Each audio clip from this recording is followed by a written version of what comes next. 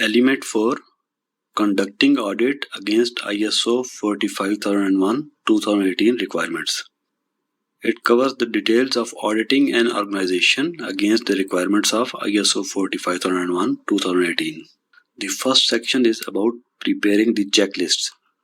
Although the checklists are not mandatory and experienced auditors may conduct the audit without using any checklist, but the checklist is a very important tool and can help the auditor in many ways. Checklist may serve as things to do job and ensures that the auditor sticks to the plan.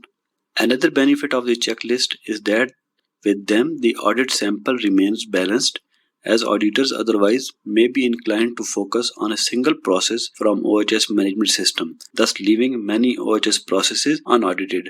The checklist also saves time, as the auditors have already planned what evidence they are looking for and how conformity or non-conformity shall look in a given organizational context. Checklists also provide clarity of purpose in evidence collection. This can be done by making checklists with look at and look for approach. We shall discuss this in the next slides. The checklist is very effective tool for auditors, but there are certain limitations of checklists. It requires expertise to develop effective checklists. For example, it requires years of auditing experience to visualize, look at, and look for and how they relate. If checklists are not effective, they lose their purpose. The auditors must be sure what evidence is being sought and why. There must be a clear rationale keeping in view the sampling requirements.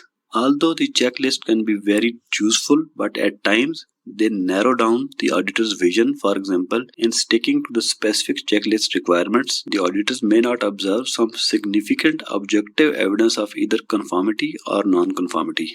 In real-time audits, it is not that simple. You ask for evidence and it is presented by the auditee in the same format or structure in which you as an auditor may have visualized it. So it often requires careful review of the evidence and relating it to the checklist requirements.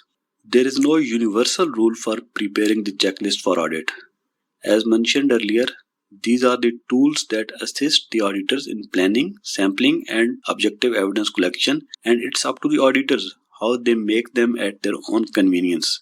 Some auditors may use the ISO 45001 classes or subclasses as a checklist point and may frame questions verbally when they are doing the on-site audit. Some auditors may use the organization's own OHS management system document titles as checklist points. It is, however, a good strategy to use look at and look for approaches for any type of checklist.